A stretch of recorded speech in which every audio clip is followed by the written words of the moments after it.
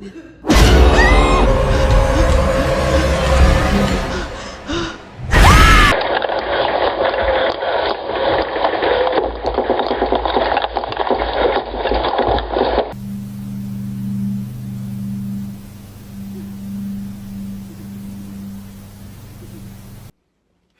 like he don't hear me.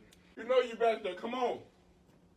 I'm not finna, I'm telling y'all, I'm finna go. And the clock though. The wipes fly off the dresser. And then the hamper. The baby's hamper falls over. Making the video showing you guys that this lamp behind me is moving. And I did 2 videos because it kept moving and kept moving and kept moving. I'm going to be honest. I can't stay here now. I want to be a wimp. I don't care if people call me a wimp in the comments. An ancient demon whose main method of attacking people was to trick them. History collection says the jinn, or jinn of Arabic and Islamic mythology, closely matched the original classic daemon or demon. Neither good nor evil, the jinn were supernatural spirits born of smokeless fire long before the creation of humanity. The jinn were spiritual beings, formless shapeshifters with magical powers, who are ranked somewhere between humans and angels. They were not immortal and humans could kill them. However, a long lifespan compensated them for these disadvantages. In Persian mythology, the jinn had their own land, Jinnistan, whose capital was the City of Jewels. However, the jinn also haunted the human world, with favorite places of residence being the desert as well as rivers, wells, and even marketplaces. In this sense, they are very much like the Roman geniloci spirits of place, and it was customary to ask the local jinns permission before drawing water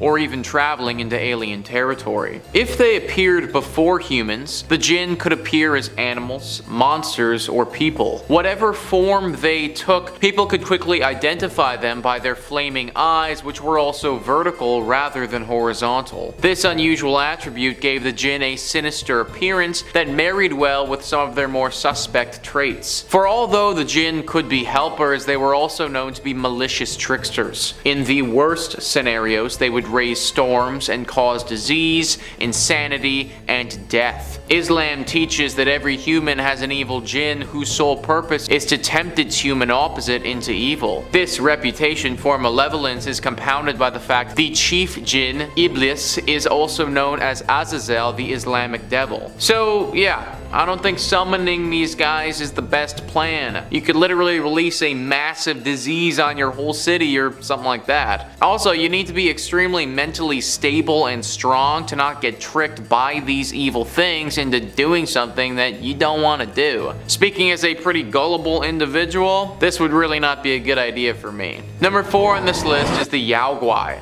Unless you want your literal life force to get eaten, I wouldn't summon these demons. History collection says the Yaoguai, or strange ghosts or strange devils, were mythical Chinese demons who, like the Asura, desired immortality and godhood. They included in their number animal spirits such as the fox spirits and fallen celestial beings. However, even though they acquired their powers through the practice of Taoism, the Yaoguai cared little for the balance between light and dark. They were firmly on the dark side and would stop at nothing to achieve their goals of deification. They believed they could accomplish this goal by consuming the life force of holy men. One tale of the Yaoguai appears in the 16th century Chinese novel Journey to the West. The story tells of the pursuit of the holy man Yao Xiang by Bei Guzhong, or White Bones Demon. However, unfortunately for Bei Guzhong, Yao Xiang was traveling in the company of Sun Wukong, or the Monkey King. The company first encountered the evil spirit disguised as a young girl searching for food. However, the Monkey King saw through the demon's disguise and drove it off with his staff. The Bei Guzhong tried again, firstly disguised as an old woman and finally as an old man. This final time, the Monkey King killed the demon, revealing its true form, a skeleton. Staffs, however, were not the only way to deal with these demons. As they lived in the underworld, the Chinese believed they were afraid of the light, so bonfires, fireworks, and torches were the perfect way to keep them at bay. So if you summon this thing, you may not even know that you have because it could appear as something else entirely. So, unless you have the awareness and power of the Monkey King, which, no offense, I kinda doubt you do, this demon will probably end up getting the better of you. Number 3 on this list is Bayor. Bayor was said to be the chief of a demonic tribe in Celtic culture. He and this tribe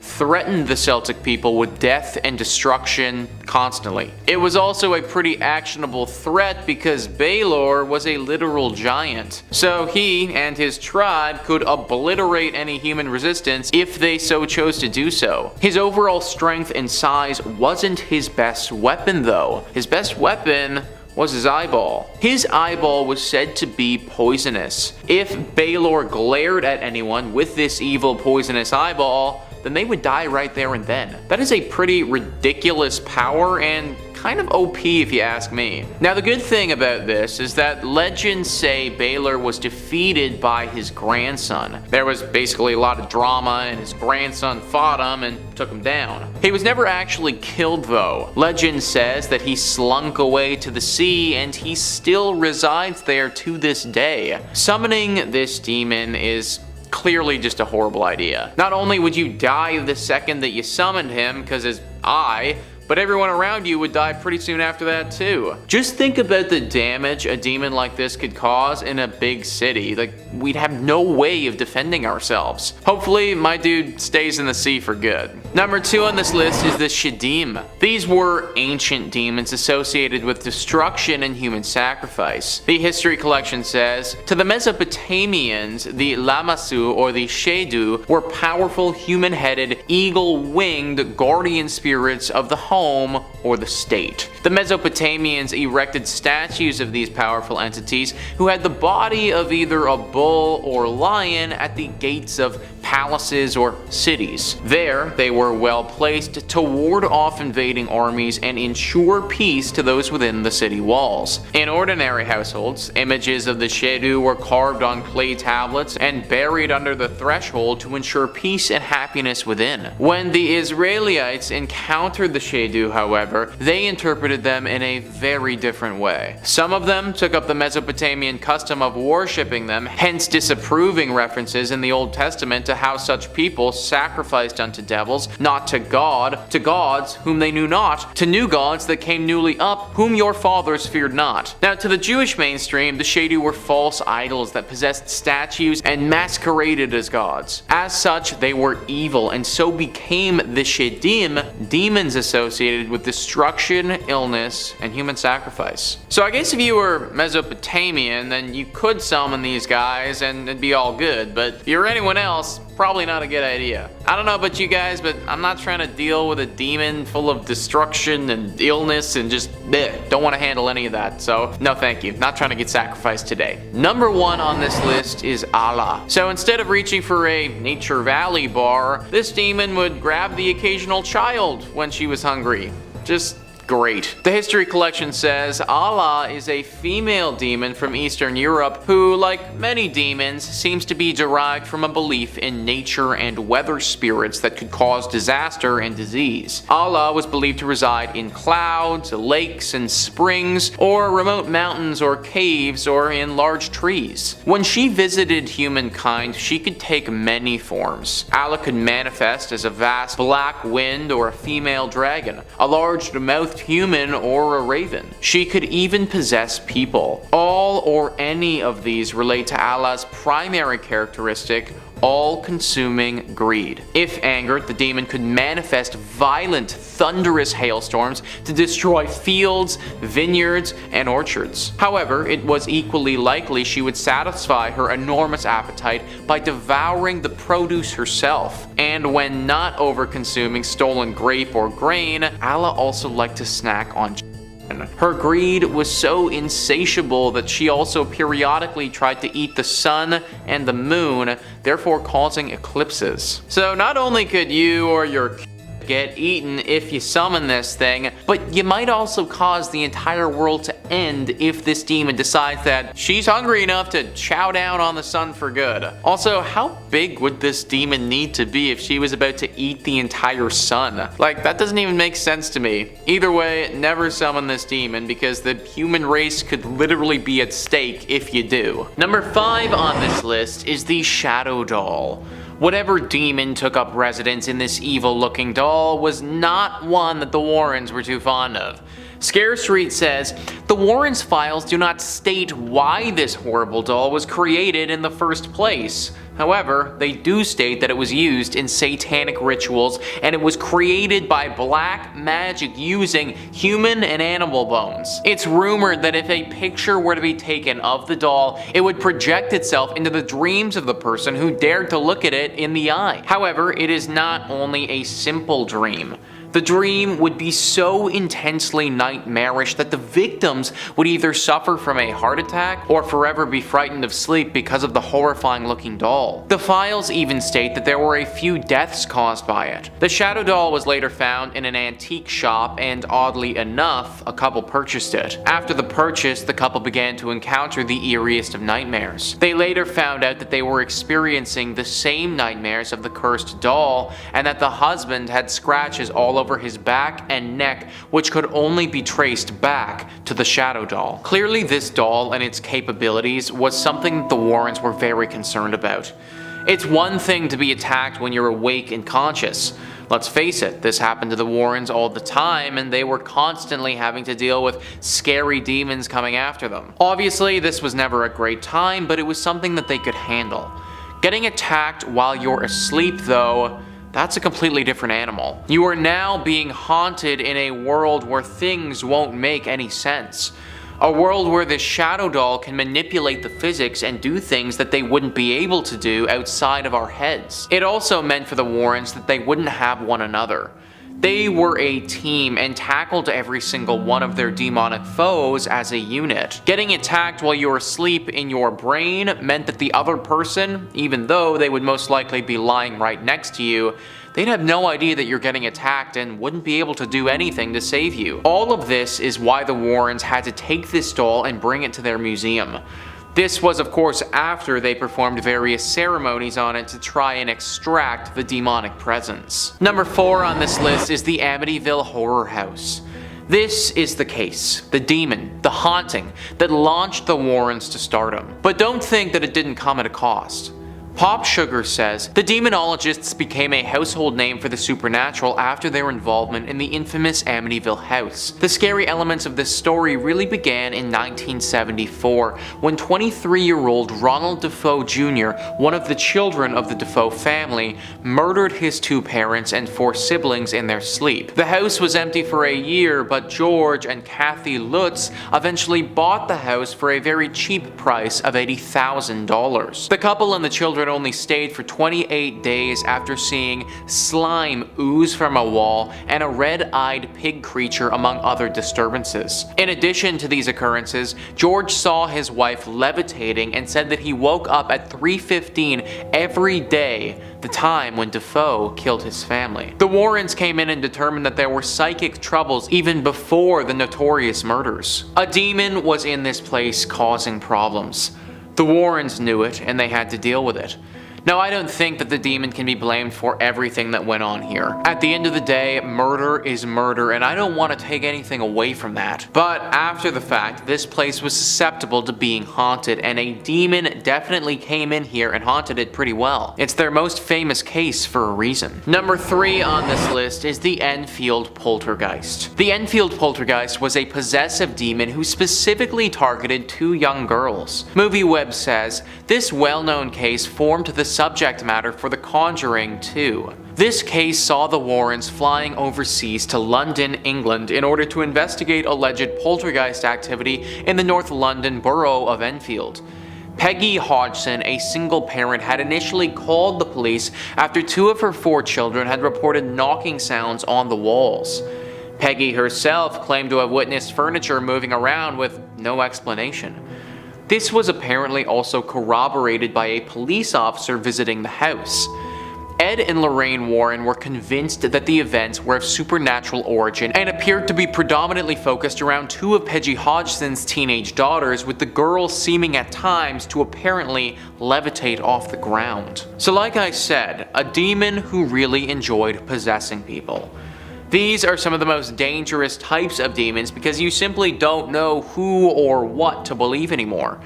If you're living in a house that's haunted, then how do you know that your dad, for instance, is who he claims he is?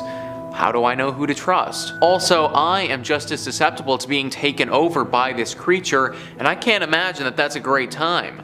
It's easy to see why Ed and Lorraine Warren were scared by this demon. Number 2 on this list is the Annabelle Doll.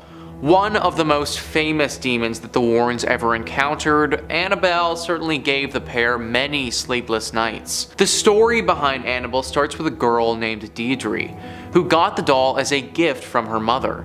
It was a nice gift at first, but it wasn't long after she had it that she started noticing some weird occurrences. She would leave the doll in one spot, and then when she came home later that day, sure enough, the doll had moved somewhere else. Pretty creepy. This was creepy to begin with, but it gets a lot worse. One day she came home and noticed that the doll was covered in blood. It was at this point where she decided to seek a professional opinion. She sought the help of a medium to get advice. Scare Street says the medium told her about a little girl named Annabelle Higgins, who was once a happy child playing in the fields until her life mysteriously ended. After her death, she roamed the buildings that were built on this field. One night, her boyfriend, Cal, woke up to see Annabelle shocking him. It was awfully strong. Another night, Annabelle had attacked him and left him with 7 bloody scratches on his chest. They decided to contact their local priest, and that was how the Warrens heard their ominous story. The Warrens delivered the victims a shocking truth, saying that there was no Annabelle and it was a mere trick from a demonic spirit which was allowed to manifest the doll after their agreement. The Warrens told them that the spirit was given permission to inflict harm on them, and that if they had remained silent, the spirit would have killed them all within a week or two. They held an exorcism and took the doll with them. Whilst driving though, Ed lost control over the car for a few times, and the priest who had made fun of the doll was killed in a dreadful accident. Disturbed by the doll, the Warrens decided to keep it in a sealed box. This thing almost took Ed Warren off the road and could have ended the Warrens' lives prematurely. Safe to say that they feared this demon a decent amount, I think. And finally, number 1 on this list is the Conjuring House. The famous Ed and Lorraine movie was based on fact, folks, one of the scariest run-ins the pair had with the demon. MovieWeb says the house in question, located in Harrisville, Rhode Island, is said to be haunted by the ghost of a woman alleged to be a witch. The commonly accepted story states that the woman killed her son and herself in order to haunt any future occupants of the house. The Warrens' investigation took place in 1974 when they made repeated visits to the property in order to investigate reports of a malevolent entity capable of lifting beds, whilst also filling the air with the reek of rotting flesh. This particular was of course the basis of the first film in the series, The Conjuring. While Ed Warren had already passed away during the production of the movie, Lorraine Warren served as a consultant on the project. Of that long ago investigation, she admitted the things that went on there were just so incredibly frightening, it still affects me to talk about it today. Literally, Lorraine, when she was alive, was still affected by the things that went on in this house. It's no wonder that Hollywood saw this as a prime opportunity to make a movie and rake in the money. The original story was just so scary to begin with. Number 5 on this list is Father Yurban Grandier. Father Yurban Grandier was born in 1590 in France and lived until 1634. He became a priest in the town of Loudun in 1617 and was a priest right up until he was burned at the stake in 1634.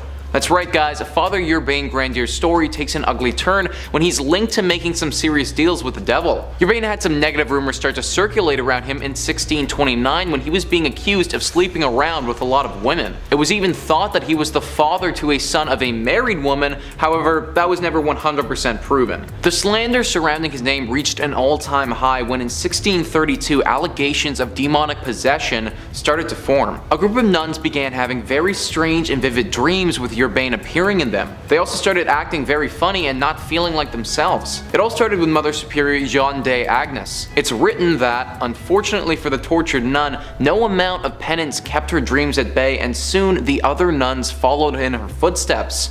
This plague of nightmares swept its way through all of these nuns, and they all reported having Yurban in their dreams. The nuns started to fling accusations at Father Yurban Grandier and said that he'd gotten a demon to possess them. The demon that most people link to this possession is Asmodeus, who's a prince of demons, a demon that represents lust. That being said, a bunch of other demons were tied to this possession as well. Zabalon, Iskaran, Astaroth, Gresil, Amand. The list goes on and on about the possible demon or demons that Father Yurban Grandier sent down to haunt these nuns. Considering his character was already getting called into question, it wasn't difficult for people to believe that he'd called upon Asmodeus to do his evil bidding. A trial took place following the reports, but the verdict of guilt was swift, and after some extensive torture, Father Yurban Grandier was put to death by being burned at the stake for making dealings with the devil. Number 4 on this list is from a Reddit user called Mary. They tell a very interesting story of how their friend got possessed by a demon in a newly purchased house and the ramifications of that. I think they do a good job telling this story, so for the purposes of this video, I'm going to quote their post. When I was in high school, my friend moved into a farmhouse. That house had a barn and a basement with stairs that led to nowhere. The previous owner killed himself in the barn because, and they put this in quotations here, the resident told me to. When moving into this house, my friend would never step into the barn. Not once would she even walk towards it. We thought it would be fun to have a seance because we were young and stupid. We had the candles and everything. I was sitting next to Katie, the one who lived there, and all of a sudden, when asking if whoever was there could show themselves, Katie then squeezed my hand so hard. The candlelight wavered and she turned her head so slow to meet my eyes. What she said I will never forget. "Let's go to the barn. Someone's there who wants to talk to us." I let go of her hand and stood up. My other friends there turned on the lights and she blinked at us. What happened? To this day, she can't remember that night. A week after our seance, her dad was found in that barn. He shot himself, and in his letter he said, "I'm sorry, I had to listen," as if something had told him to do it. This is a true story. It could have been coincidences back to back, but it will always scare me. So that's a really interesting story, and it reminded me of a tale that we talked about on this channel previously. In Scotland, many centuries ago, the settlers of the area defied a witch by taking over her land and not upholding the bargain that they'd struck with her. They eventually went on to kill her. This caused this witch to haunt the area, and most specifically the barn that was there. Now, we don't know where this place was, and I would find it an overwhelming coincidence if this happened to be the same Scottish barn, but I wouldn't be surprised if a similar story is what caused a demon to haunt this place. Sadly, I couldn't find out exactly who the demon was in the place the Reddit user described, but it's possible that it has been there for hundreds of years, preying on anyone who enters its lair. Number 3 on this list is the Demon Dagon. This demon was prevalent in possessing people during what we call now the Louveniers' possessions. This was a series of demonic possessions that occurred at the Louveniers convent in 1647. In this instance, 18 separate individuals claimed that they had been possessed by a demon. This all started with 18-year-old sister Madeleine Bavent. She was the first victim of these demonic possessions and was the first one to come forward about her story. Up until that point, her life had been very hard and she was often mistreated growing up. If what she claims was actually true, then that mistreatment carried over into her adulthood as well. Father Thomas Boule was the current leader of the convent and succeeded Father Mathurin Picard for the title. Father Mathurin Picard had died earlier that year.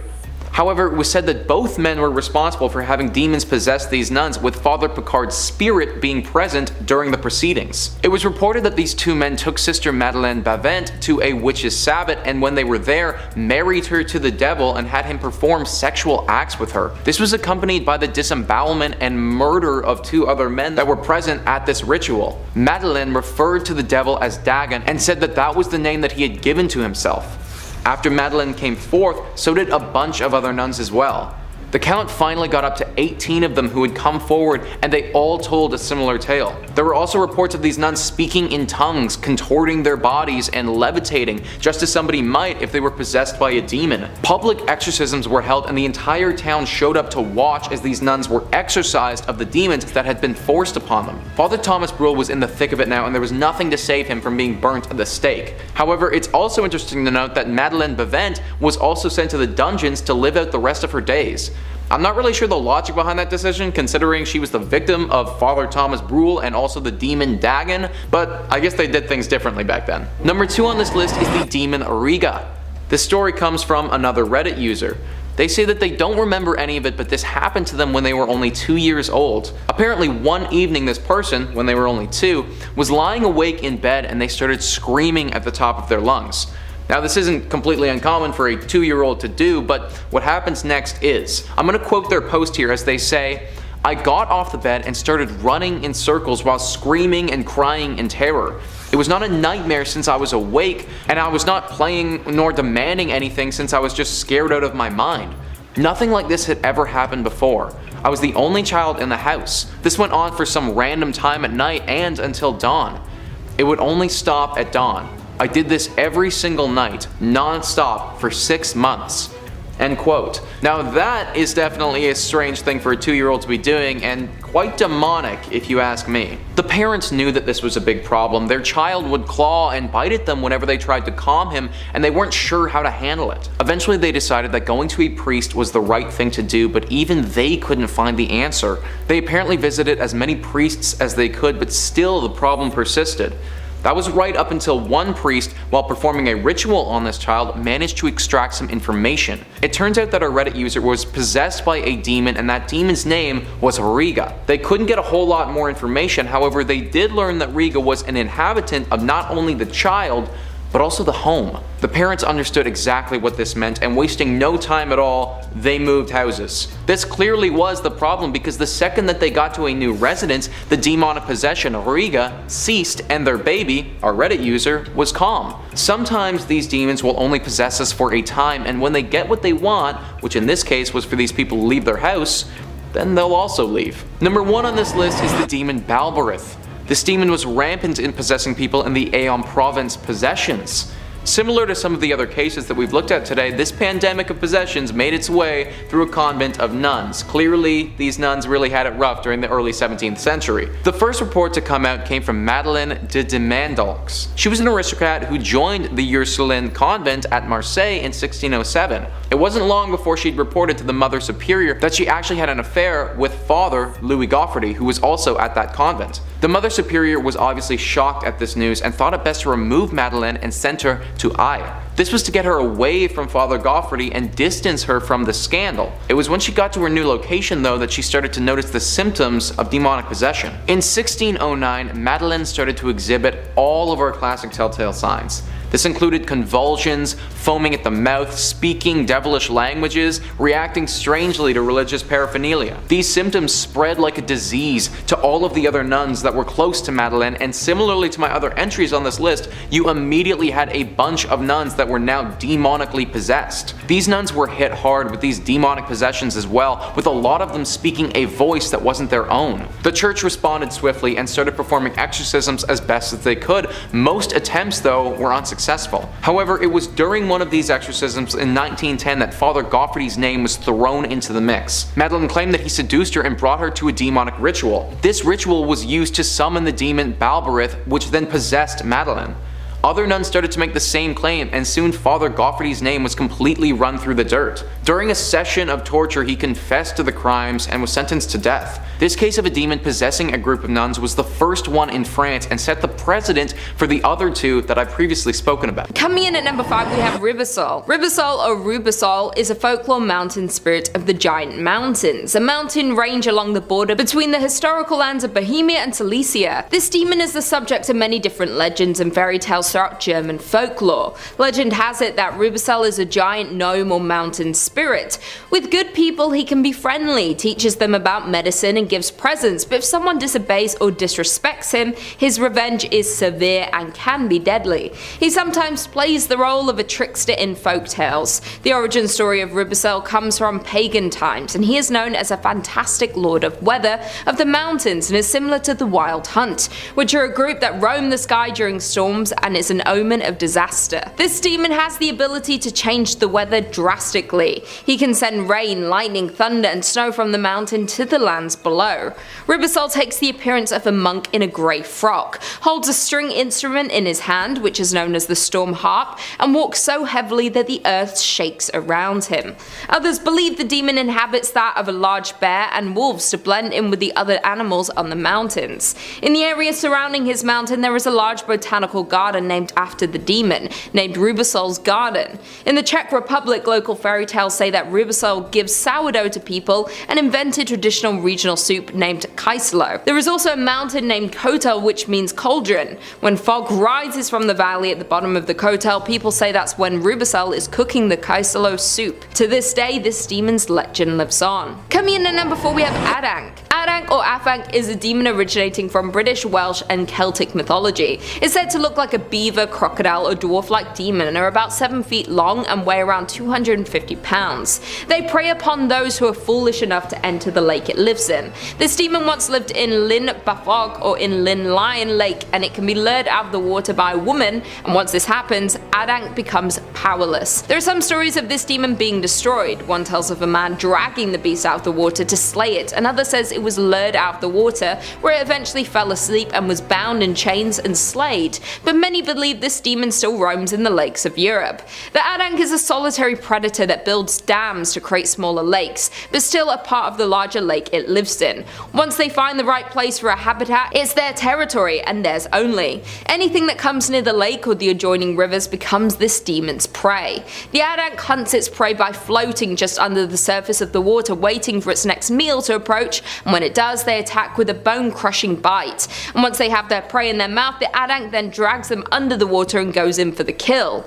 They wait for the prey at their most vulnerable and takes advantage of that. Like a beaver den, the Adank's lair can only be accessed from below the water's surface, but is truly hideous sight because they use the remains of its victims for decoration of their habitat, and the stench of decay lingers all around the demon's lair. According to many historical writings between 1382 and 1410, it describes the mass destruction of Adank and how he can cause massive flooding, and one time in particular, the floods caused all the original inhabitants of Britain except for Dwyfyn and Dwyfach, who went on to find a new race of Britons. This demon is recognized by many throughout Europe and the world and is mentioned in many different books and TV shows. In at number 3 we have Piccolas. Piccolas is a demon from the ancient inhabitants of Prussia, described as an angry and evil spirit, with the appetite for human blood. Piccolas and Patalo were gods in the pagan Prussian mythology worshipped by the old Prussians. Most researchers believe both these gods were the same person, and were in charge of the underworld and the dead. This demon was first mentioned in 1418 by Bishop of Warmia in a letter to the Pope and chronicler Simon Grunau. In a letter to the Pope and chronicler Simon Grunau, who provided more details about Piccolas.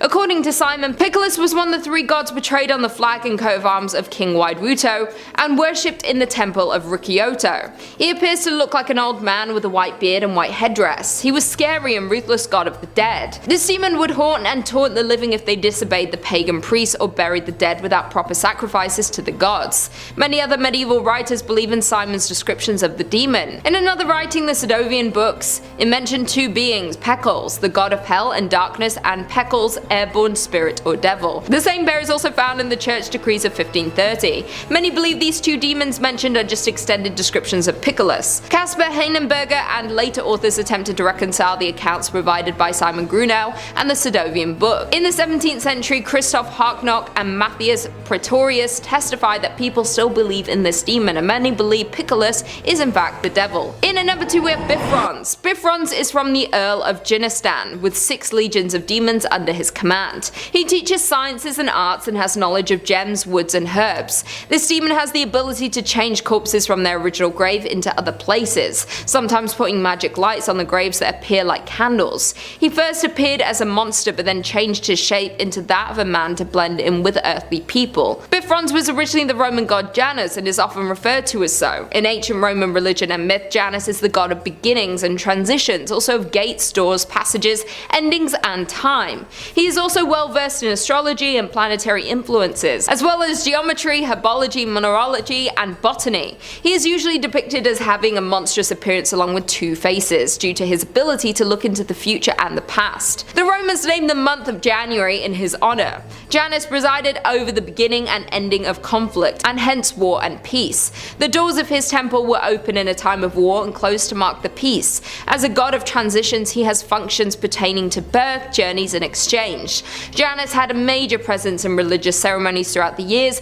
and was ritually invoked at the beginning of each one and heavily honored on many different occasions. Biff is mainly in charge of moving bodies from one grave to another, while hellish demon Muma takes over the souls. Accordingly, Biff has 26 legions of Jinnistan's army under his command and is the 46th spirit of the 72 Solomon imprisoned in a brass vessel. And finally, in at number 1 we have Krampus. One of the most popular demons coming from Europe is Krampus. He is a horned half-goat, half-man beast who terrorizes children throughout the Christmas season who have misbehaved. Assisting St. Nicholas, the pair visit the children on the night of December 25th each year, and St. Nick rewards the well-behaved children who have been good all year with gifts, while the badly behaved ones on the naughty list get a visit from Krampus and receive punishment from him. The origin of this demon is not directly known, but many believe this demon goes back centuries and originated in Germany, and since 1984 this demon has become known globally. Since the 19th century, during the Christmas season, many Europeans will exchange greeting cards featuring the Krampus demon. The feast of St. Nicholas is celebrated in parts on Europe on December 6th, and on the evening of December 5th is known as Krampus Night, where the wicked hairy devil appears on the streets, where he visits homes and businesses, wreaking havoc on unsuspecting humans. Many people believe Krampus has multiple appearances, but the most common is that he is hairy with black or brown fur, has hooves and the horns of a goat, as well as long pointed tongue hanging out and sharp fangs. There are festivals all throughout Europe held to celebrate Krampus, while many dress up in elaborate horrifying costumes that resemble this demon. In the aftermath of the 1932 election in Austria, the Krampus tradition was prohibited by the Dollfuss regime and the Christian Social Party. In the 1950s, the government distributed pamphlets titled "Krampus is an Evil Man." Towards the end of the century, Krampus' popularity rose, and the festivals began and continue to this day. Young men dress up in Krampus costumes and roam the streets, frightening children with rusty chains and bells. Many of these festivals take place in Austria, Romania, Bavaria, Czech Republic, Slovakia, Hungary, and Croatia, just to name a few. We've all heard about Santa, and kids are constantly told if they have bad behavior, they will get coal for Christmas, but many don't realize that this has come from the legend of Krampus. This demon has become a global figure and is depicted in many horror films and has become a part of American pop culture. Coming in at number 5 we have the Villa. The Villa are Eastern Europe's nymphs or mountain fairies who can be found living in hills and mountains. Some versions of folklore claim that the Villa live up in the clouds, but throughout history these creatures are almost always spotted in the wilderness in all versions of folklore. These mysterious creatures are believed to have power over the wind, and they are credited with causing windstorms that can wreak havoc on the surrounding communities and urban structures.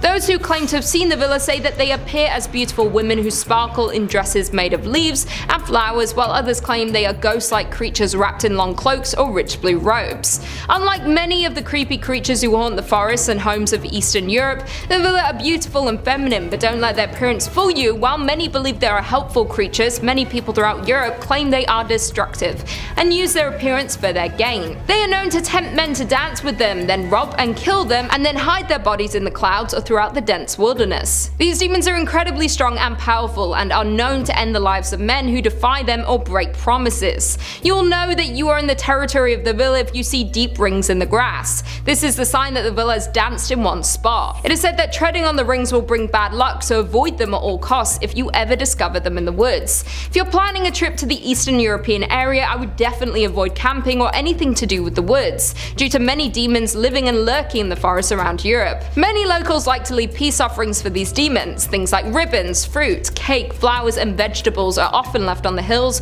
where lighting is is known to strike. When locals want to venture into the woods, they hope that these peace offerings will bring them luck and keep them safe from the villas. In at number 4 we have Nuave. The Nuave is a horse-like demon from Akkadian mythology that combines equine and human elements, originating from the Orkney Islands in the Northern Isles of Scotland. Also has the origins in Norse mythology, and British folklorist Catherine Briggs called it the nastiest of all the demons of Scotland's Northern Isles. This demon's breath was thought to wilt crops and sicken livestock, and the creature was held responsible for droughts and epidemics on lands even though it's predominantly a sea dweller. This demon could cause mass destructions for the locals across land and sea, which is why many believe it to be the most terrifying of all the demons throughout Europe. A graphic description of the Nuave as it appears on land was given by an islander who claimed to have come in contact with the demon, but many accounts describe the details of the creature's appearance as inconsistent. Many believe they have many similarities to other sea monsters. This demonic creature is destructive to many humans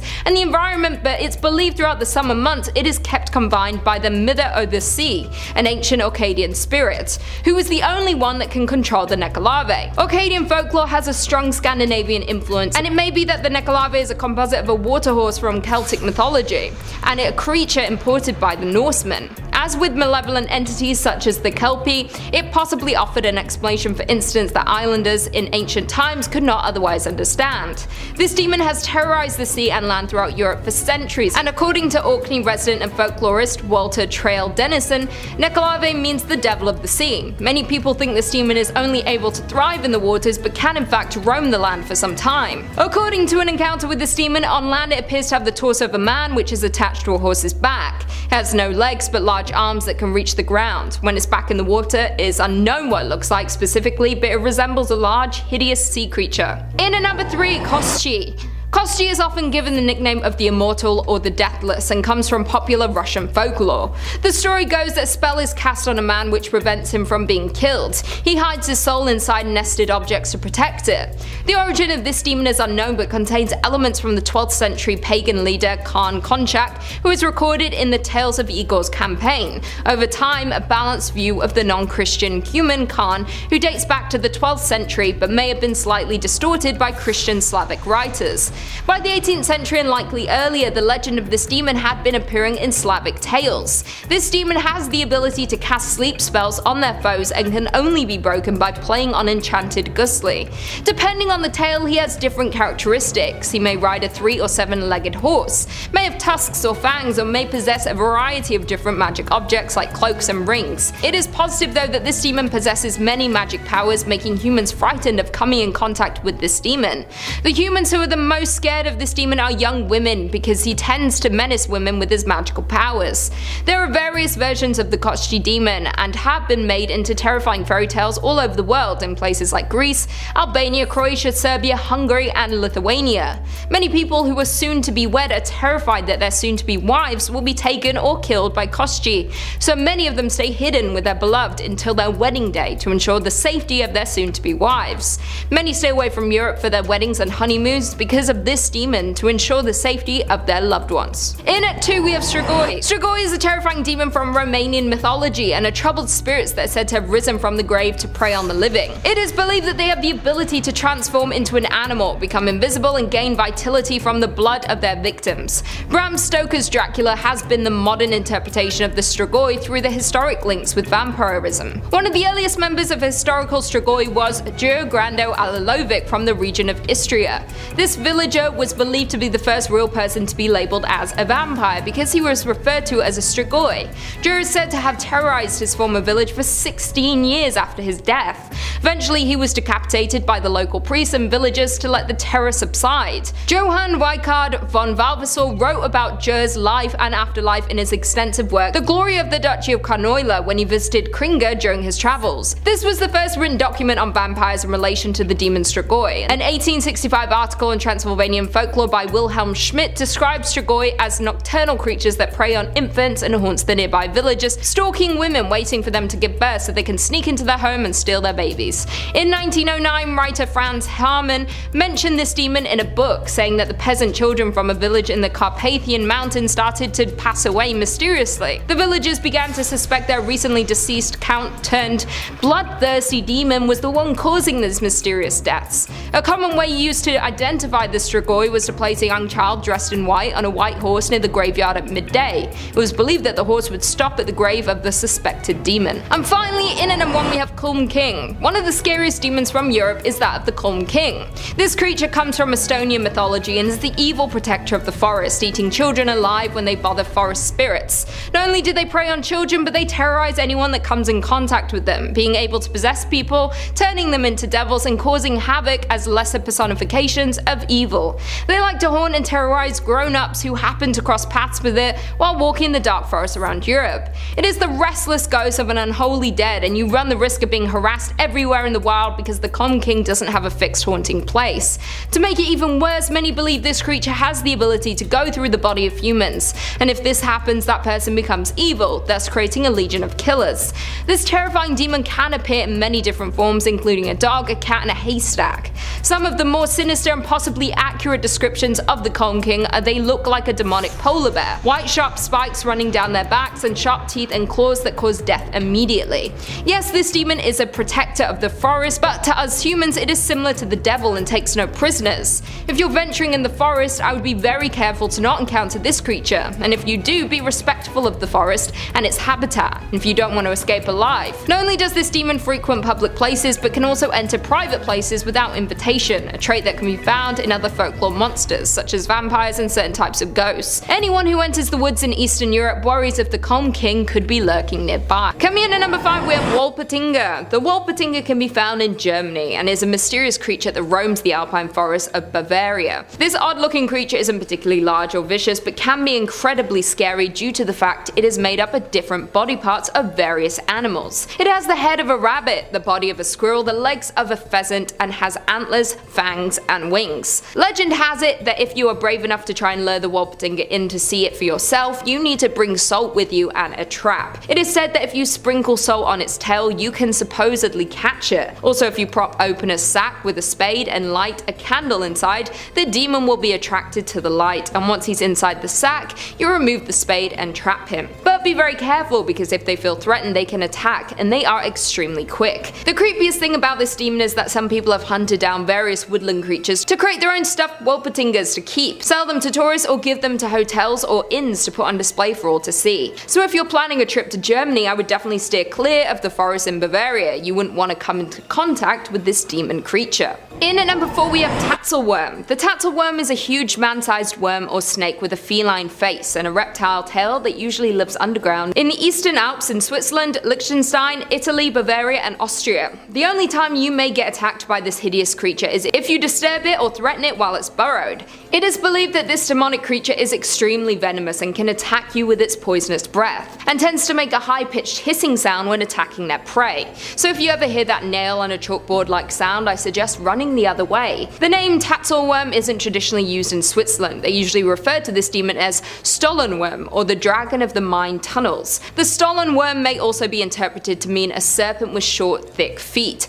An early description of dragon sightings in Switzerland was seen by Johann Jacob Wagner as early as 1680, and then illustrated further by Johann Jacob Schuster in 1723 and referred to as Schuster's dragons. The cat-headed serpent with black-grey body and no legs was said to be encountered by Johann and Thomas Tinner at a place locally known as Hauwellen on the mountain of Frumsen in the barony of Alsace, Switzerland. It was alleged to measure 7 feet or more in length. Residents in the neighborhood were complaining that their cows' udders were being mysteriously sucked on, but the incident stopped after this creature was killed. Another account of this demon was described as a four-legged cat-faced mountain dragon by Andreas Raudner as something he encounters in 1660 on Mount Wangersberg in Sargensenland, and when it reared up on its hind legs it became as tall as a man with boar-like bristles running down its back. A 70-year-old man named Johannes Egerton came into contact with this beast and said when it exhaled its breath, the man said he was overcome with dizziness and a massive headache. The naturalist Carl Wilhelm wrote in his book History of Dragons of the Alps in 1887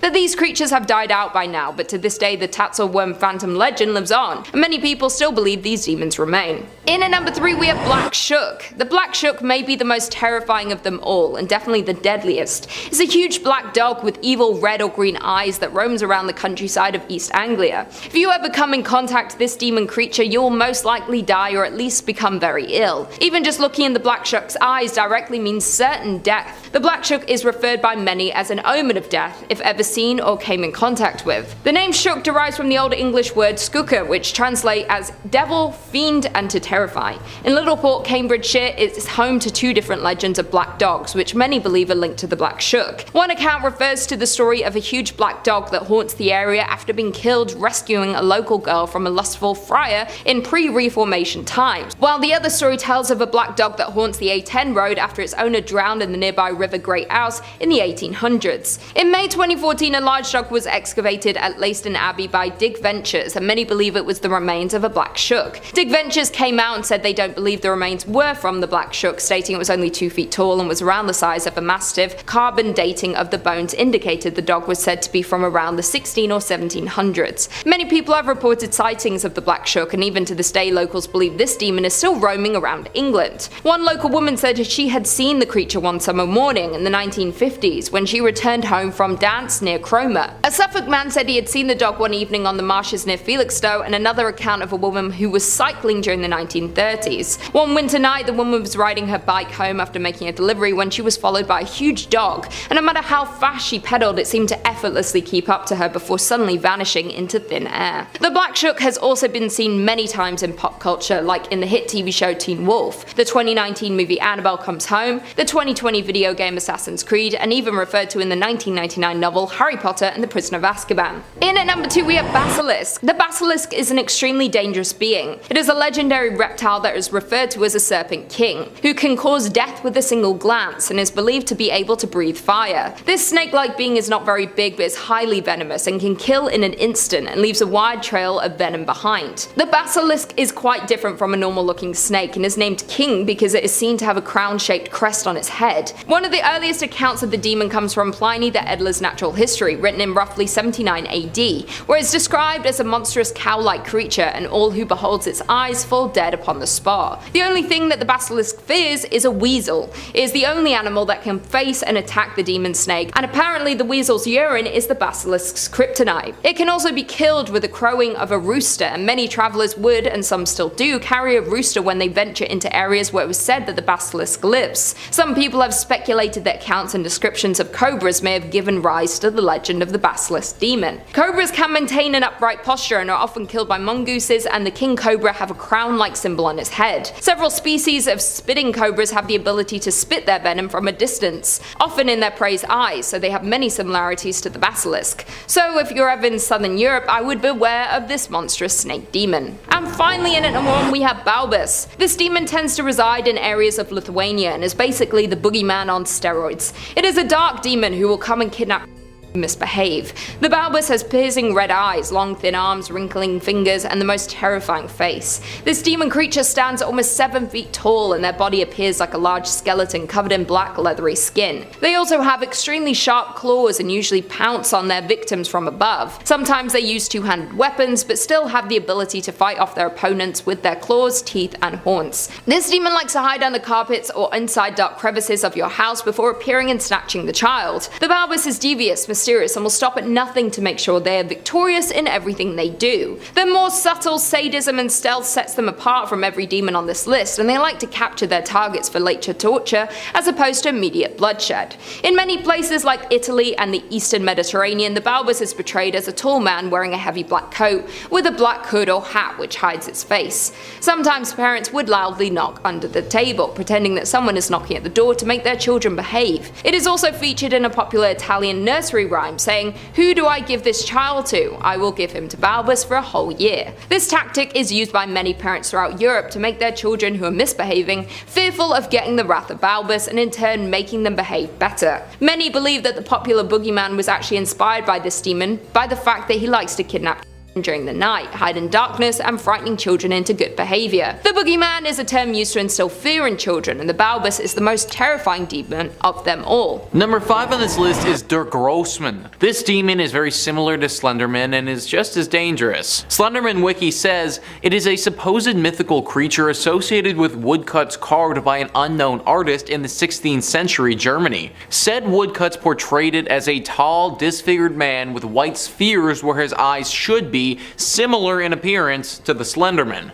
Dur Grossman was commonly described as a fairy of the Black Forest who abducted bad children that entered the forest at night and would stalk them until they confessed their wrongdoings to a parent. The appearance of this demonic creature makes people believe that it could be related to Slenderman in some fashion, like a dark and twisted cousin or something like that. However, it seems as if Dur Grossman is only native to Germany, or at least the forests there are the only ones where reported sightings have been. Be very careful if you end up walking around in a German forest by yourself. Number 4 on this list is the Werewolf of Mork. Just that name, the Werewolf of Mork, sounds super menacing, like a scary creature out of Lord of the Rings or something like that. This is no fantasy fiction though, this is a real legend. Europe Diaries says, a soldier running away from the Russian army with some other deserters stopped at Wittlich on his way to Alsace, his home. They wanted to grab some requirements from a farmhouse they spotted, but ended up killing the farmer and his sons on getting caught. The farmer's wife is said to have cursed the soldier so he would turn into a beast every full moon. Eventually, the news spread of a violent beast and the folks of Mork were successful in killing him later. A candle burnt always at the spot where he was buried as a reminder and warning. However, one night in 1988, the candle went out and the officers at the US Air Base at Mork apparently saw a huge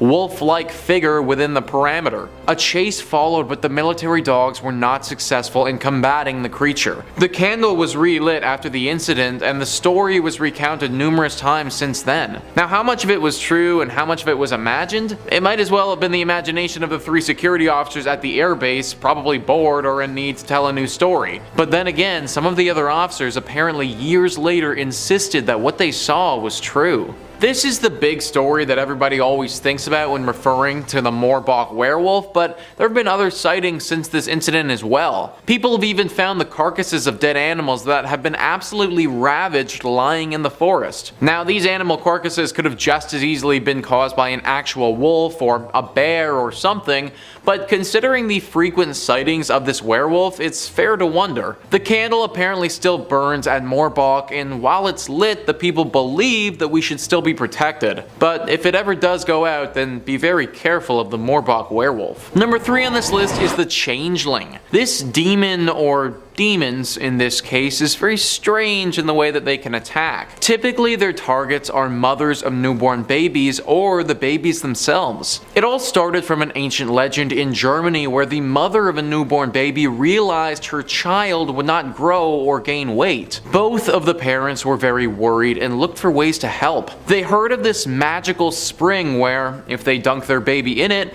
it will either heal their child or their child will die within 9 days. Considering their child would die anyways if its growth was continued to be stunted, they really had no other choice than to try the water and hope that it healed their baby. The mother left with her child, but while she was walking to the spring, her child on her back grew heavy. She turned around to look at it, but it was no longer her baby. Where her child once was a grotesque demon creature that resembles nothing from this planet. She panicked and threw the demon thing into the water she was nearby. At that point, she thought that her baby was dead, that she had inadvertently killed her child by throwing that possessive demon into the water below. But when she returned home, she found her child happy and healthy with its ailment cured. So in all honesty, I don't really understand how this demon operates. How is it possible for her baby to have been with her, then change into a demon, but then reappear with no demon at her home? It's possible that maybe this demon creature can assume the form of newborn children, and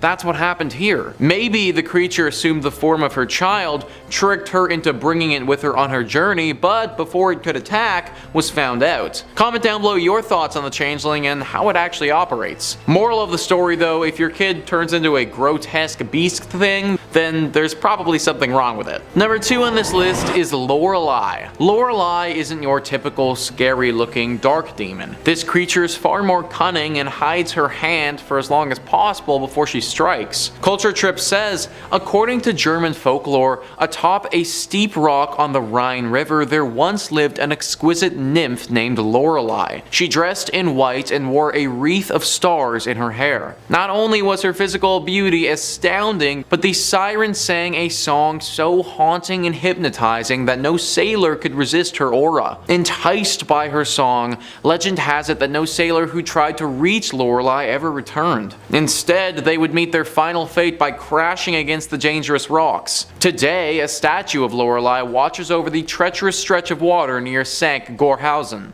So many lives have been lost to this alluring call that Laurelai makes. Why she is doing this, what caused her to be there, or if she even is an actual demon, are all questions that we don't know. I tend to think that anybody who sings to people hypnotizing them and then murdering them falls into the demon category though, but I truthfully don't know her exact origins. It's also hard to get an exact description of what she looks like, as nobody has really been able to see her up close and lived. Just know that if you hear some mysterious melodic singing when you're in Germany, don't go near it. And finally, number 1 on this list is the Marksman demon. This is one of the most famous stories in German folklore and involves the literal devil himself. Fluent U writes, a master marksman finds himself unable to catch any wild swine or deer in the dark autumn forests. One day, he's approached by a mysterious peddler wrapped in a cloak that conceals his face. The peddler offers the marksman 7 bullets with one condition. The first 6 bullets will hit whatever the marksman wants them to hit, but the peddler will choose the trajectory of the 7th. The marksman agrees. The marksman quickly earns himself a reputation as the best hunter in the village as he brings home wild boar after wild boar. He catches the eye of the prettiest girl in town and they fall in love. But all too soon, the marksman uses up all his 6 bullets, and when he shoots the 7th, it goes astray and hits his love in the chest, killing her. The peddler appears to the distraught marksman and reveals himself as the devil. Live a pious life, repent of your hubris, and you will be reunited with the girl after your death, the devil tells the marksman. The marksman tries, but he is overcome by desire for another girl in the village, and he marries her instead. 1 year to the day after his bullet pierced his original lover's chest, he is riding in the forest when he comes across a clearing where skeletons dance around cold flames. One of the skeletons, the girl's, waltzes with him all night, and the next morning the villagers find the marksman and his horse dead at the edge of the forest. I'm not sure what my guy was thinking by accepting those initial 6 bullets, guys. Also, how on earth could he think it would be a good idea to use them on deer? Like, you'd think that if you got a bunch of magical bullets that will hit literally any target,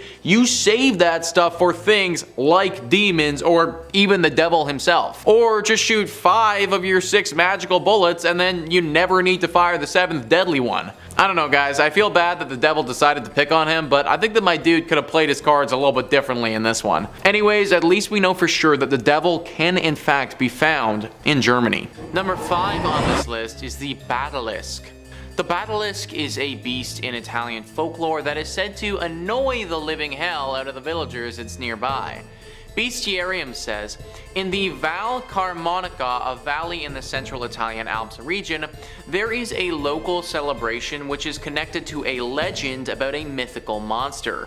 This monster is the Basilisk, a creature with a huge head and large mouth, adorned with 2 tiny horns and 2 brightly glowing eyes. According to the local legend, the terrible Basilisk lived in the woods in Andrista, a small village. Actually, terrible is an overstatement. It did little harm, but it did constantly annoy the locals. As punishment, the beast was captured as the locals used a beautiful girl as bait to trap and capture the lusty beast. It was fought by a hunchbacked folk hero. So they hold a festival for the demon thing every year. There's a parade and they get a costume for it made from goat skin. The whole village participates in it and it's a whole big affair that's going on. However, there are a few select elders who don't participate. Whilst everyone is out and about having fun, drinking, and making merry, this select group of elders is inside being very careful with what they do. Apparently, this group was around when this beast first came to being. They saw it firsthand, and they don't agree with the way that people are treating it. In their opinion, the legend has been thoroughly exaggerated, and this creature isn't as kind as everyone wants to believe. They are under the impression that constantly doing this year in and year out is going to anger the creature, and one year it will finally unleash its wrath upon the village. Now, no one knows if this is true or not, or if it's just a bunch of people being really paranoid. However, I would tend to believe the people who claim to have seen this thing firsthand, rather than those who are just looking for an excuse to get drunk. Number 4 on this list is Straiska. This is a demon very similar to a vampire that can be found in parts of Italy. Wikipedia says a Straiska is a usually female demon somewhat similar to vampires in Slavic and especially Polish folklore. People who were born with 2 hearts and 2 souls and 2 sets of teeth, the second one barely visible, were believed to be Straiski. Somnambulics, or people without armpit hair, could also be seen as one. Furthermore, a newborn child with already developed teeth was also believed to be one. When a person was identified as a Straiska, they were chased away from human dwelling places. During epidemics, people were getting buried alive, and those who managed to get out of their graves, often weak, ill, and with mutilated hands, were said to be Straiski by others. It is said that Straiski usually died at a young age, but according to belief, only one of their 2 souls would pass to the afterlife. The other soul was believed to cause the deceased Straiska to come back to life and prey upon living beings. These undead creatures were believed to fly at night in a form of an owl and attack nighttime travelers and people who had wandered off into the woods at night, sucking out their blood and eating their insides. Straiska were also believed to be satisfied with animal blood for a short period of time. Whatever version of the Straiska is proven to be correct, it really isn't good either way. They're either personally coming to kill and suck your blood, or they're indicating that we're about to die. The way that you protect yourself is pretty similar to vampires. Burning the body of one of these creatures or putting a stake through it are proven methods of getting rid of them. Also, for some reason, slapping it across the face with your left hand is said to help. Not sure if I want to be the one trying that method though. Number 3 on this list is dragons. Now, I know that dragons aren't technically demons, but they are pretty bloody terrifying in my opinion, and for that reason I think they deserve some love on this list. Italy has quite the history with dragons and has had some pretty big ones in the past. Dragon's Wish says, one of the most famous dragons of Italian folklore is Tyrus, a wyvern that besieged Terni in the Middle Ages. One day, a young and brave knight of the noble house of Cittadini, tired of witnessing the death of his fellow citizens and depopulation of Terni, faced the dragon and killed him. The town, from that day onwards, adopted the dragon in its coat of arms and accompanied by a Latin inscription, Tyrus e annis dederent signa terraminis, that stands under the banner of the town of Terni, honoring this legend. This is just the most famous legend of a dragon in Italy, but it doesn't mean that it's the only one.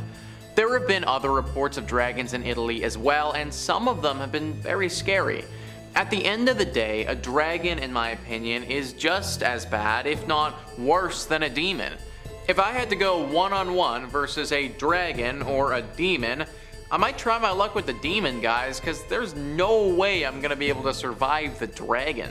Number 2 on this list is the Lariosoro. This creature is an evil serpent living in one of Italy's big bodies of water, and it's said to be a servant of the devil. Yaai writes, meet Lariosoro, Italy's own Loch Ness monster. According to Italian folklore, Lariosoro lives in Lake Como, which lies 30 miles to the north of Milan and is one of the deepest European lakes. In November 1946, 2 hunters claimed that they saw a huge animal resembling a reptile swimming in the lake.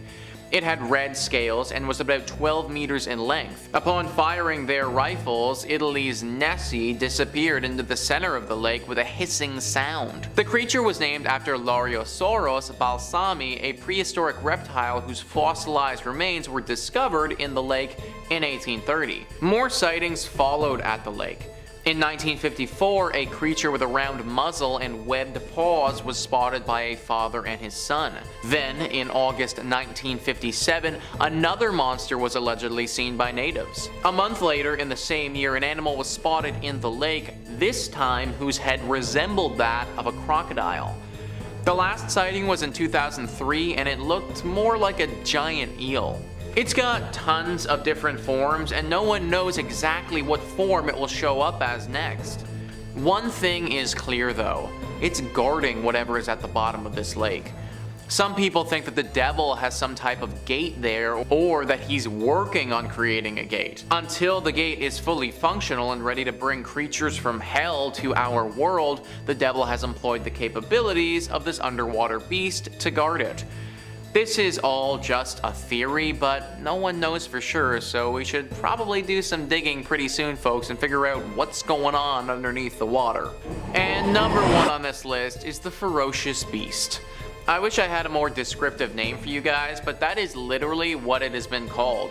The Ferocious Beast. This is a demon creature that resembled a wolf and was around several hundred years ago. An enormous animal similar to a wolf, it ate pets and children and terrorized Milan during the 1790s, and the Milanese organized a hunt against it. After months, they killed the Ferocious Beast and displayed its body at the university at Pavia, but it's no longer there and has been missing for decades. Informal sources claim it was stolen, destroyed during World War II, or removed specifically by German actions during that war. So there are a lot of rumors that have circulated about what actually happened to this beast, but something that wasn't brought up there was that it still might be alive. Yes, it was killed back in the day, but now with this pelt mysteriously vanishing, people are thinking that this thing could have come back to life. Now this would have been with the help of the devil himself. The legend says that the devil realized how deadly this beast was to us humans. He saw some serious potential here and didn't want to let it go to waste. So he finally decided to come back and claim the pelt and then bring this thing back to life, but as a servant of the devil. Now its main goal is to serve as a demonic hellhound and claim as many bodies as it can before it's killed once again.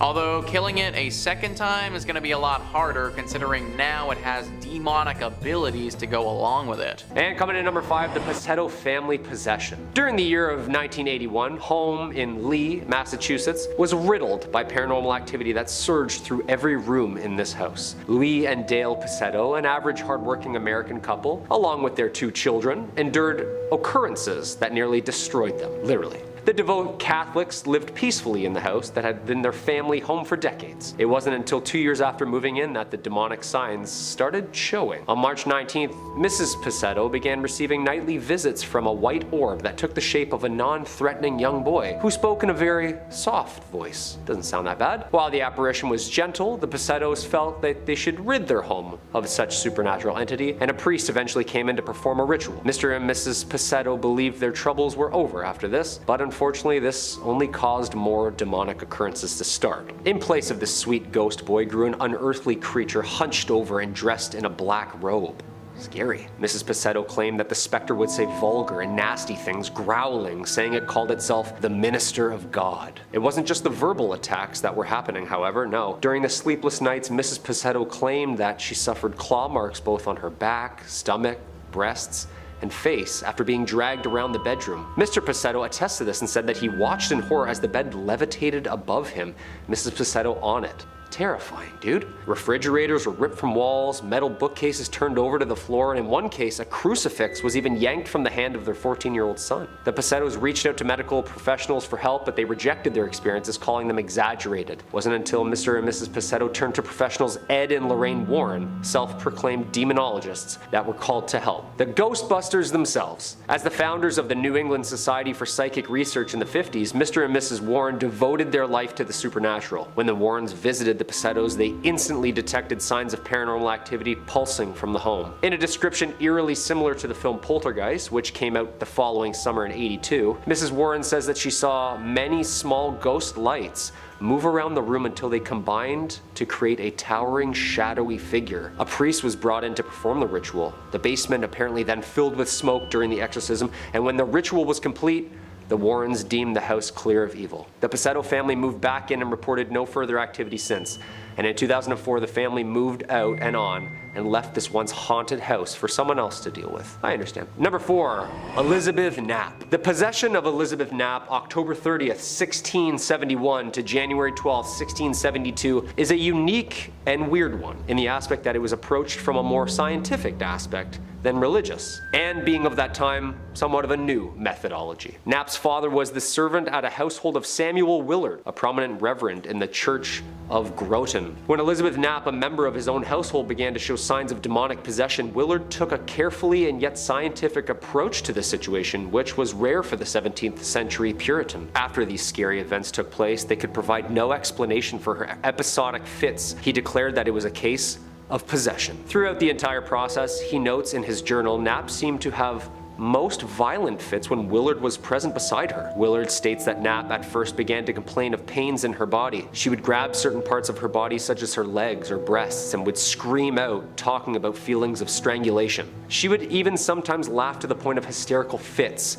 weeping or screaming out. Hallucinations followed shortly after the outbursts, and on many occasions she claimed to see 2 people constantly walking around her bed. Strange claims like this, constantly seeing men floating above her bed as well. This happened particularly at night, including some convulsings on the ground. Willard then documented on the night of November 2nd, 1671, Knapp made a confession of meeting up with the devil. Uh-oh. The old sign at the crossroads deal, huh? She stated that for 3 years the devil had been meeting her, promising her money, youth, and the ability to see the world. She then claimed that he had presented her with a book of blood covenant, which was signed by other women as well. And on the night of November 28th, in which she had a fit lasting for 48 hours straight, she was in a coma state until she made the pact with the devil himself. Witnesses document strange, deep voices and animal sounds coming from her. After Willard stopped entries to his journal, things get a little messy. It has been a historical mystery what happened to Knapp, as we are still unsure to this day exactly what remained of her. Was she tried and hanged for witchcraft, or simply disappeared on the promise of seeing the world? You tell me. Number 3, like father, like son. Duxbury, Massachusetts. 2021, huh?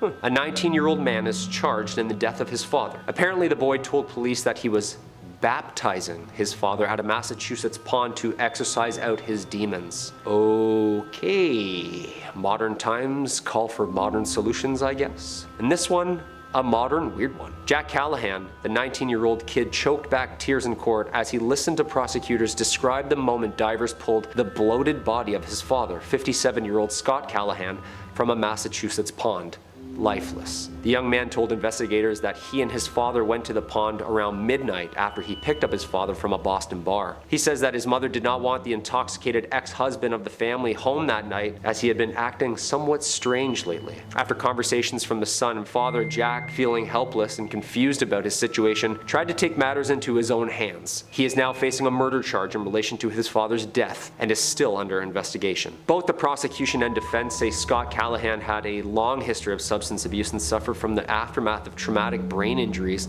and that from overuse of medicinal drugs might have taken the man's mind. According to Jack at the pond, his father became combative with him, punched him repeatedly in the face, claiming that he had not been in control of his own body, and was assured that his father wasn't really aware of what he was doing in the moment. The 19-year-old then decided to baptize his father in an attempt to exorcise the demon, which resulted in drowning him. That's a hard one to swallow. It's also got some biblical feel to it, you know? Father, son, bonding over paranoia. Scott Callahan was found in the water about 50 feet away from the shore in the pond, short time after the baptism and attempted exorcism happened. He was taken to the hospital where he was pronounced dead. There is an open investigation on this one still, and the young man is sticking to his story. What do you think? Possession? Number 2, Warren, Massachusetts. This New England tragedy was apparently what laid out the structure of the Conjuring movies. I'm terrified just reading that, and I guess We're gonna find out why. 11-year-old David Glatzel was only 10 when he reported beginning having hallucinations and delusions. From around 79 to 82, the boy's suffering worsened, causing severe trauma in the family. According to his family, efforts by Catholic priests and others to relieve the boy of what they said were multiple demonic possessions. Multiple. Things started getting interesting, however, surrounding the family after an aggressive, bloody confrontation in 1981. Arn Johnson, boyfriend of David's older sister, Deborah, stabbed his landlord to death multiple times in Brookfield. New England paranormal investigators Ed and Lorraine Warren later claimed that Johnson had actually challenged the demon inside David's body to leave the young boy and enter him instead. This guy's a hero, man. Unfortunately, a deadly one at that. That argument was the basis of the devil made me do it defense at Johnson's trial in Danbury with the Superior Court. The Warrens claimed that the man showed all signs of possession, including growling, speaking in strange voices, violent acts, and talkings of the beast. This is a wild case and sparked huge controversy in court after murder charges were forever changed with the claim that the devil made me do it would be lawfully excused. He was released from prison in 1985. And coming in at number 1, the Dover Demon. Probably the most famous of all these cases. 17-year-old William Bartlett claimed that while driving on April 21st, 1977, he saw a large-eyed creature with huge sharp fingers and glowing eyes on top of a broken stone wall on Farm Street in Dover, Massachusetts. 15-year-old John Baxter reported seeing a similar creature on Miller Hill Road the same evening. Another 15-year-old, Abby Brabham, claimed to have seen the creature the following night on Springdale Avenue. 3 in one night, huh? The teenagers all drew sketches of the alleged creature. Bartlett wrote on his sketch, "I, Bill Bartlett, swear on a stack of Bibles that I saw this creature." And according to the Boston Globe, some suggest that the creature may have just been a large foal or moose calf. Nah, definitely not. With wings and fingers like that, I don't think so. Police told the Associated Press that creatures reported by the teenagers were probably nothing more than a school vacation hoax. I don't know. It's been about 45 years since the sightings of the creature that came to be known as the Dover Demon, and still remains one of Massachusetts' truly great mysteries and one of the world's great cryptid cases. Number 5 on this list is El Coco. El Coco is a demon that is said to specifically go after children living in South America. This is a story that is told to children all over the continent to ensure that they go to sleep when they're supposed to. Villains Wiki says, Coco is a monster who exists to enforce taboos and ensure that children sleep when told. For, should children disobey orders to sleep, Coco is said to hunt them down and may inflict a number of gruesome punishments upon them depending on the story. Usually he's said to eat the children or spirit them away, never to be seen again. Coco may also emerge as a female known as La Coca. The two beings are seen as extensions of the same monster, and as such the Coca is little more than Coco taking a female guise and vice versa. Both share the exact same motives and terrible behaviors.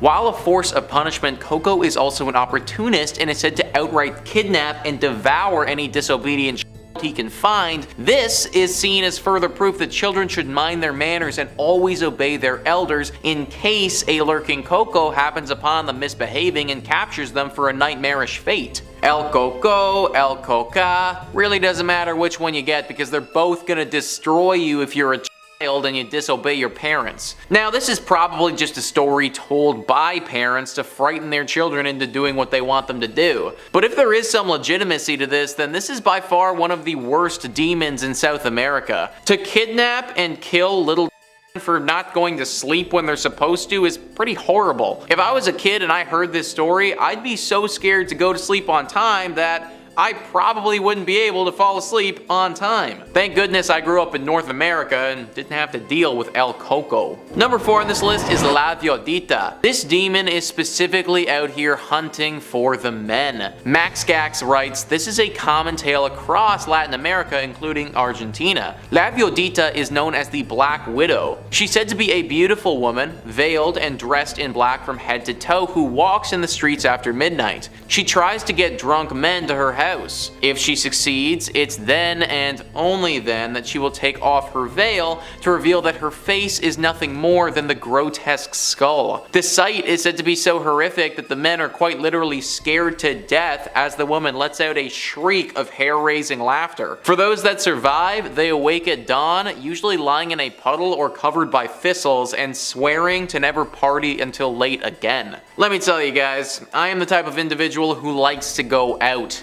In fact, I do it most weekends. If I was several beverages deep and some pretty lady takes her face off, that's it folks, I'm done. There is literally no more Nicholas Playlog after that. I have no idea why this demon does what it does, but it means that every Argentinian gentleman had better be on the watch for something like this when it flips over to 2 AM at the club. Also, no one has any idea what the thistles are doing there or why you're covered in a puddle. So clearly something pretty terrible happens after you pass out with this demon as well. Probably something that I don't even want to know about. Number 3 in this list is La Cocana. La Cocana, believe it or not, is a barn animal. Yeah, we're looking at a demon who is literally a barn animal here, folks. Pepe's Chile writes, in this Chilean legend, a woman deceived her family by being a housewife during the day and a witch at night. She would use potions to turn herself into various animals and play while her family slept, then use another potion to turn herself back into a human when morning came.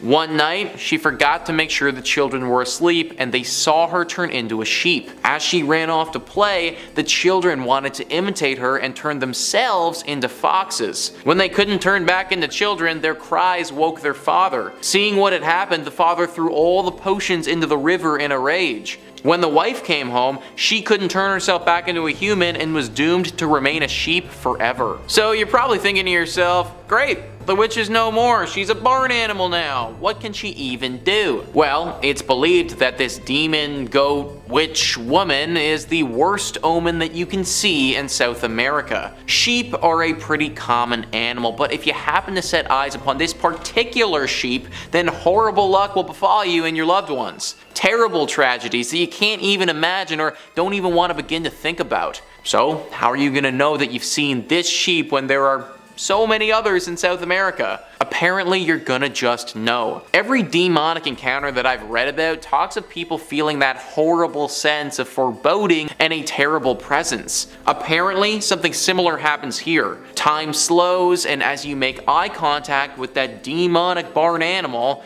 you know that something horrible is about to happen. There's really nothing you can do to avoid this one, it's just sort of luck of the draw. Hopefully La Cocana doesn't pick you. Number 2 on this list is Bestafera. Bestafera is absolutely deadly, guys, and one of the most visually striking demons on this list. TV Tropes writes, Bestafera, translated to bestial beast, the Bestafera is a horse with a human torso, believed to either be a servant of or the devil himself, who leaves hell through cemeteries during full moon nights to brand people with his mark, which dooms them to hell. Some legends say that instead of marking people, its sight causes them to go insane, but only for a few days. It's also said that it roams forest areas in search of a blood-soaked red flower, and that when he finds it, he disappears. Blood-soaked red flower. No idea what that is, and I don't think I even really want to know either, guys. This is not the creature that you want to run into if you're chilling in South America. This may even be the devil himself for all we know. Artists' renditions of this creature are truly terrifying, and we don't actually have any photographs of the beast because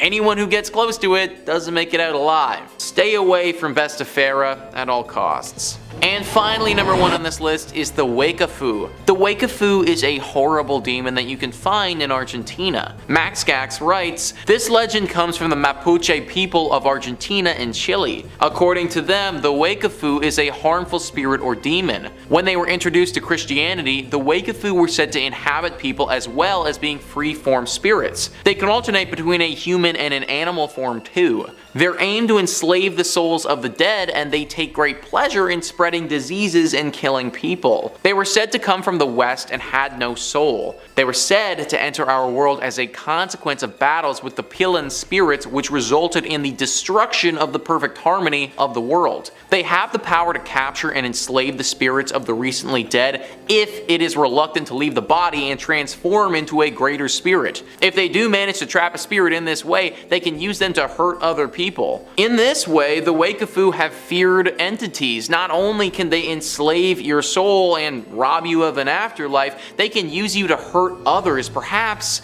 even your own family and friends, and many feel this fate is truly worse than death. Now, what I want to know, folks, and I don't think there's any way to find this out without getting enslaved, but what does it feel like to be under their control? Are you aware that you're under their control? Do you recognize the actions that you're doing when you do them, or are you just a mindless dummy who's a shell of your former self? Personally, if I ever was to get attacked by one of these things, I would prefer the latter. If this demon forced me to kill or harm my family and loved ones, and I was aware of what I was doing, then yeah, that is way worse than death. Trapped in your own mental prison, having to watch as you hurt the ones that you care about, it's no wonder this demon is so feared in Argentina and why the locals have tried to do everything they can to avoid it. Number 5 on this list is the Lakanon.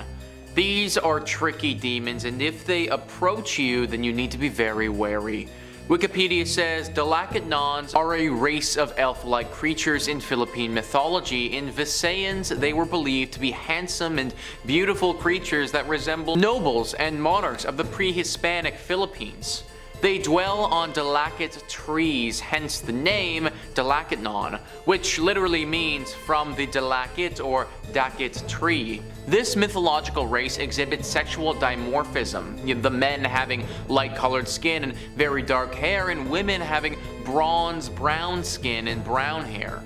Stories say that they have leaf-shaped pointy ears, depicted in modern times as gothic, like tall, handsome males and beautiful females. They dress in fashionable manner, live in the haunted house-like mansions, and try to fit in with mortal people. Some believe that the only way to Dalakit, their dwelling place, is by entering the Dalakit trees. These creatures abduct people and take them back to this world. They hold a feast for their victims and force them to eat the black rice that then puts them under their spell, making them their slaves. So that sounds like the actual worst. You get taken to their mystical land and then forced to eat this rice, which, I mean, I can only imagine is going to be something really gross, because then it makes you their slave. My question is, what the hell does becoming their slave even entail? Like, what is this world that I now live in, and what is it that I have to do here? I guess I'm in some evil elf-like hell or something, but that doesn't really sound like a great time. The biggest problem with this is that you need to be super vigilant, or else it's very likely that they could get you. If you don't notice those pointy ears, then that could be game over, guys. Number 4 on this list is the Amalanhig. The Amalanhig are sort of like the Philippines version of a zombie. Myths and folklore says, in the Philippine mythology, the Amalanhig or Maranhig are flightless aswang that came back to life after death. They rise from their grave after failing to pass their power to a relative. Upon rising from the grave, these Amalanhig lurk in the woods and live as bloodsuckers. At night, they go to nearby villages to prey on the residents using their sharp, pointed tongue. Aside from the Amalanhig of Aswang origins, some deceased humans could also turn into Amalanhig. These are people who died with unfinished business or were murdered and came back for revenge. The Amalanhig with unfinished business are relentless in pursuing the persons they have chosen to fulfill their goals. Avenging Amalanhig tickle their victims to death while sucking their life force. According to one legend a long time ago, before the Spaniards came to the Philippines, a chieftain ordered his priestess to create an army of warriors that couldn't be killed. These immortals were created by killing ordinary men and encrusting their bodies with dark soot, putting a strange pebble in their mouths and doing other rituals. After 3 days, they came back to life, but they were mindless, walking corpses that only died after accomplishing their task. They had me right up until I learned that they tickle their victims to death. Like, don't get me wrong, I still do not want to run into something like this, but I guess it's just hard to be scared of something that's gonna tickle me to death. The whole sucking my life force thing, yeah, that sounds like the worst. I don't want any part of that. But tickling? Really? We couldn't have come up with any other way of murdering people, guys? Number 3 on this list is the Pugot. I get serious Stranger Things Demogorgon vibes with this next demon creature. Myths and folklore says, in the Philippine mythology, the Pugot, which translates to the decapitated one, is a mythical fiend that's found in the Ilocos region. It can assume various shapes such as hogs, dogs, or even as humans. However, it usually appears as a black, gigantic, headless being. The creature usually resides in dark places or deserted houses. However, they especially like living in trees such as the duhot, santol, and tamarind.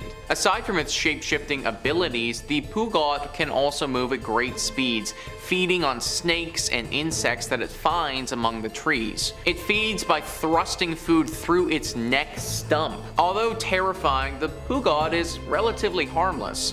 However, the creature is fond of women's underwear and steals them when they're being dried on a clothesline. The Pugot is also found in the Il Fuego myth Tulod Nimputo, the self-beheaded, where he appears to the human hero.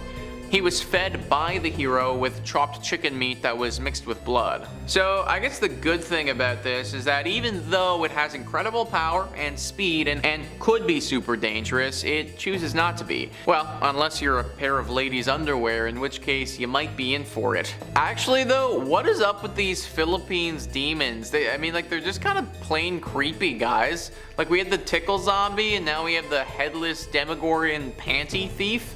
I swear that this legend was just made up by like some super weird guy just as an excuse for why their neighbor's underwear kept going missing. Number 2 on this list is the Bati-Bat. This is a very dangerous demon and one that you do not want to piss off. Myths and folklore says in the Philippine mythology, the Bati-Bat or Bangungot is a vengeful demon found in Ilocano folklore. These demons were blamed as the cause of the fatal nocturnal disease called Bangungot. They usually come in contact with humans when the tree that they reside in is felled and made into a support post for a house. This causes them to migrate into holes found in the post. The Bati-Bat forbids humans from sleeping near its post.